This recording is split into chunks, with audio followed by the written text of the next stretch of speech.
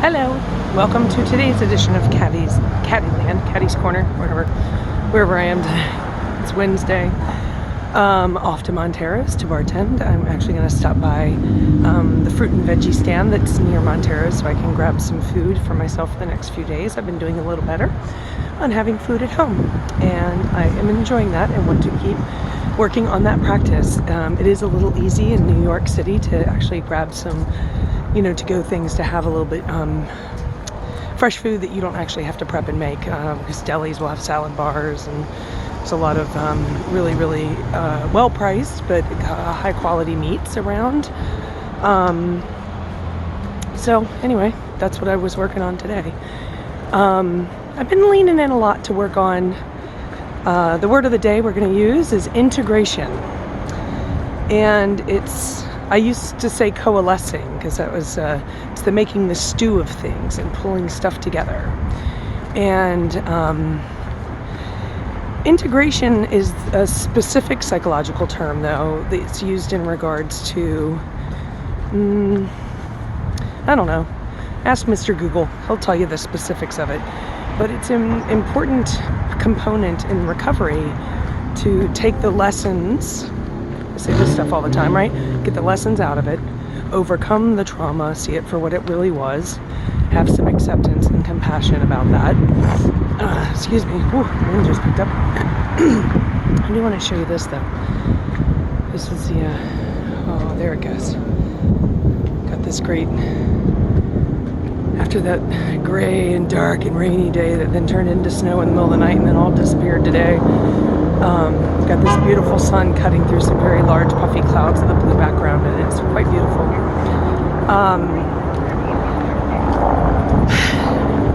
So the thing about integration that I'm discovering is that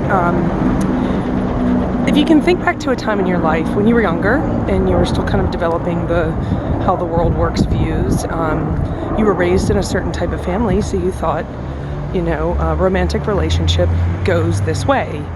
You meet, you commit, you get to know each other better, you eventually get married and have babies, and you're going to have to overcome problems, but it'll be this certain kind of love or a certain frequency of a match or a certain, based on how your parents dealt with each other, and of course there's chaos in your parents' units. So anyway, you step out of, let's say, sometimes it's in high school, but out of high school into college or out of college, and you have your first real relationship.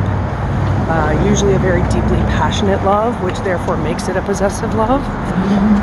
And then when you get out of that one, that first one, however it crashed, whether you messed up or they messed up, it doesn't even matter who messed up. At some point, hopefully, you ended up thinking, okay, wow, I thought going in, these were truths. For me has been that what people say they mean. They say, I love you and I would never hurt you. I'm like, well, I love you and I'd never hurt you too. Listen, I'm as much at fault for hurting people I loved as anyone else, but some people don't even really mean it when they say it. They're using it to get what they want, possess. So, but there's a point after the relationship crashes, so you heal from it, that you're able to go, oh, yeah, like, I just didn't realize there was this whole, I had a misunderstanding of what truth was.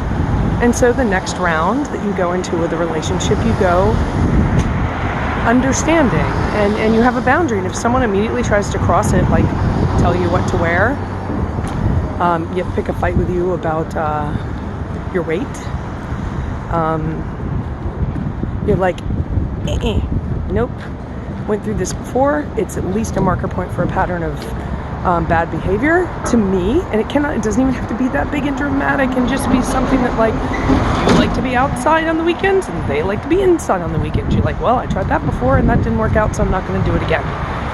But what you've done is integrate a lesson into your core belief system that there is a need that you have that needs to be met. And honestly, those needs are love and joy, and it's things that you enjoy doing or want to do or want to wear or want to be or where to work. And like kind of a simple thing is if you're in a relationship with someone and you are about experience and adventure and being very present in the moment, and all the other person wants is to have a better future, so they're always off,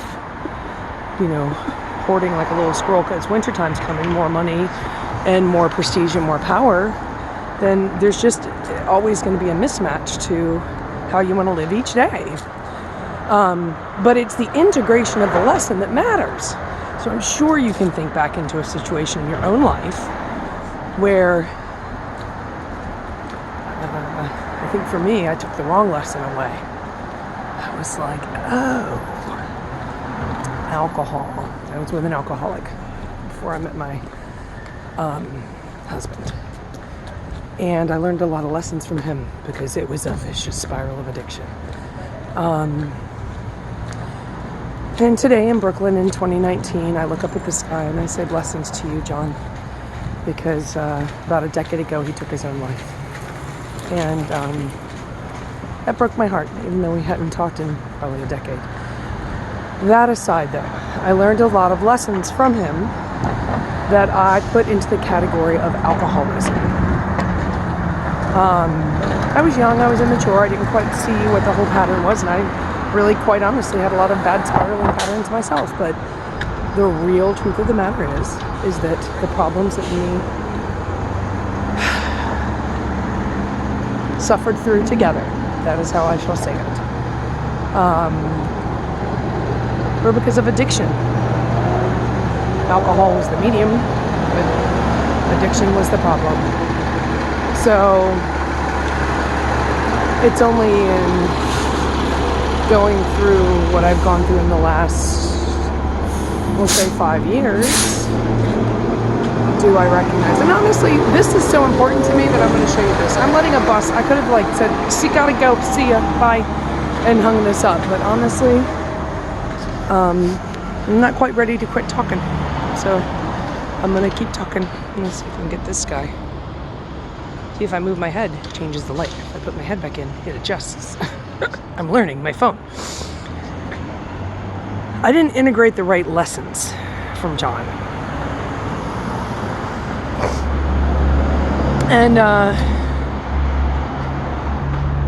then they kind of got corrupt. They got washed away. They got, the programming file of all of that got really corruptive the next 20 years of my life, to the point where I re-engaged in a relationship with an alcoholic. And gee, surprise, the chaos perpetuated, the self-destructive spiral perpetuated, and it ended very ugly. Very ugly. And I was left reeling again. Like, have I really not learned anything since I was 25 years old? Have I spent a quarter of a century on this earth not getting it? And it's not that I didn't see it or it didn't make sense, but I was still caught up in the soap opera, and I let it keep happening. Kim McCouch-Leopard said, as a therapist, I can't remember what the exact language was that she used. It was a while ago.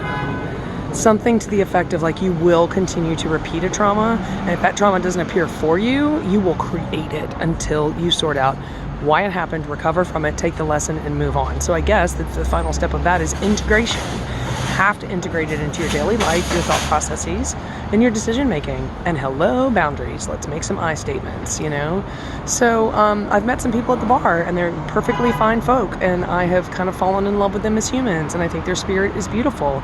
And then I watch how they drink.